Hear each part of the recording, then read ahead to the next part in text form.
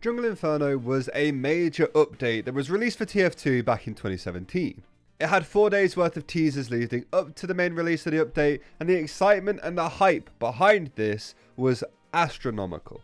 Many community members believed that this update could potentially make or break TF2, so the pressure for this update to perform was definitely on. But unbeknownst to the entire TF2 community, it turns out that Jungle Inferno was also the last major update that we as a community have received since 2017.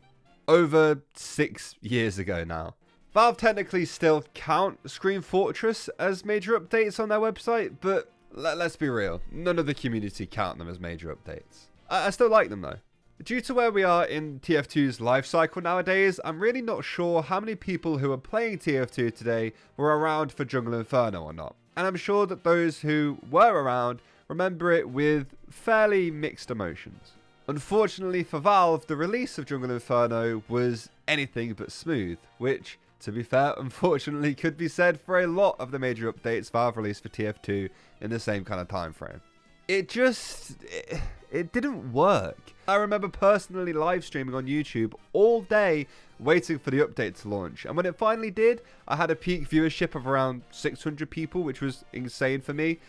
And the update that everybody in the chat was waiting to see and the entire community was waiting to see didn't work. Sure, you could load into the menu, that bit worked, but you couldn't do anything else. You couldn't queue up for matches, you couldn't activate any new contracts, you couldn't really even look at your items. It wasn't until nearly 24 hours later that the game finally seemed to be working. So you could finally go and try out the new weapons, do the new contracts, and all of the stuff that Jungle Inferno brought into the game. 24 hours of the game just not working when you're at the peak of attention from the outside world is a ridiculously long time. Enough time to completely kill off the hype of any people wanting to try out TF2 for the first time, so they're just gonna give up on it. Which sucks because all of the work put in to create an update and create something amazing and hopefully draw new players in was lost immediately. Because it either wasn't tested enough before it got released, they maybe weren't expecting as many players and the servers weren't ready, or it was rushed because some part of the update wasn't working as expected when they set themselves the 5-day time frame to release it. There's no way of really knowing what the reason the update didn't work on release was, because Valve, again, don't really communicate that well with the community.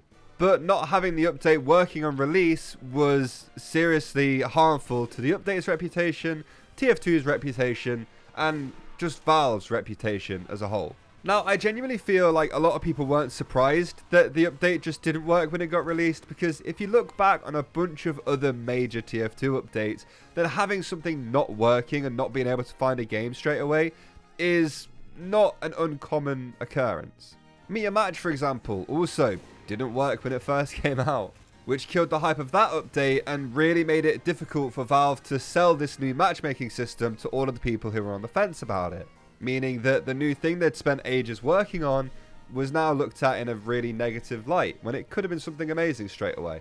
The exact same thing happened with Jungle Inferno. Valve seemed to just be constantly shooting themselves in the foot with these updates and hurting the game overall due to them not being ready before they get pushed out. You've also got to bear in mind that this was also happening at a time where it definitely felt like Valve's under a lot of pressure from the TF2 community to make something good. Ever since December of 2014, we had been getting bad updates. Now, before you all have a go at me in the comments, because some really good updates came out in that time frame, let me just explain myself. December 2014 was the release of End of the Line, where half of the promised content just was missing from the update.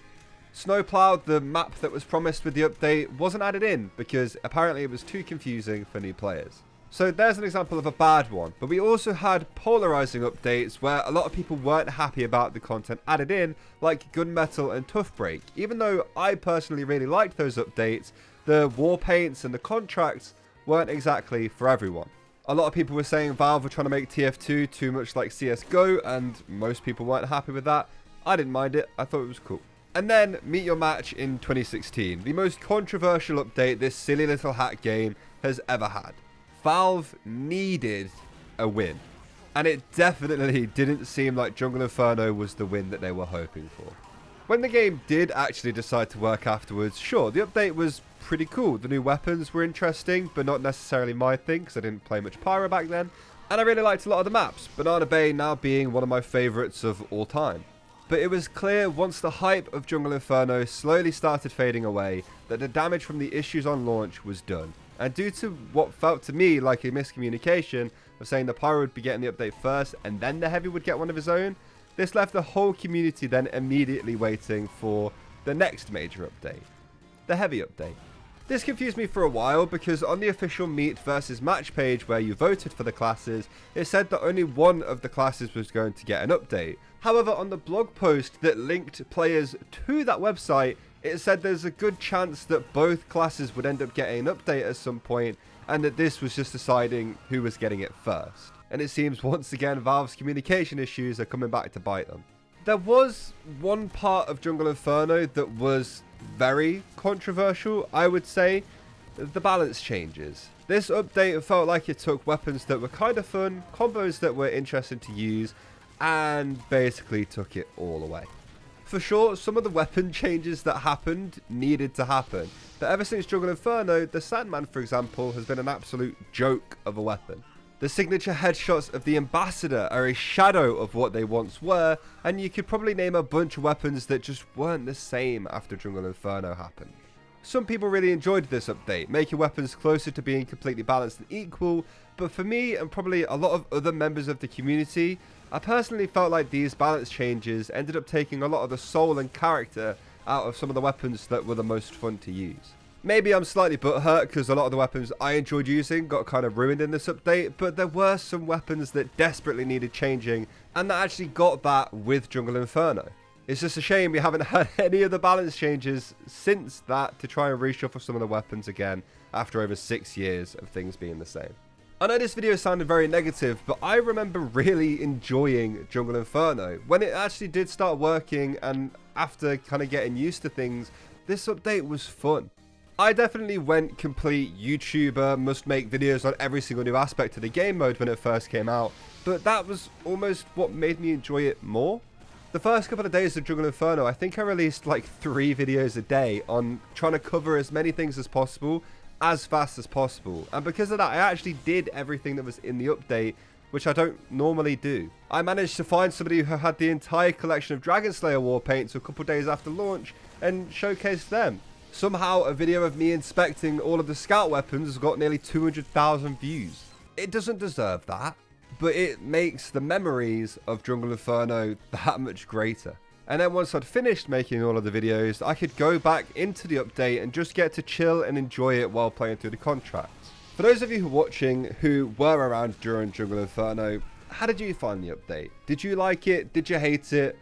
Let me know.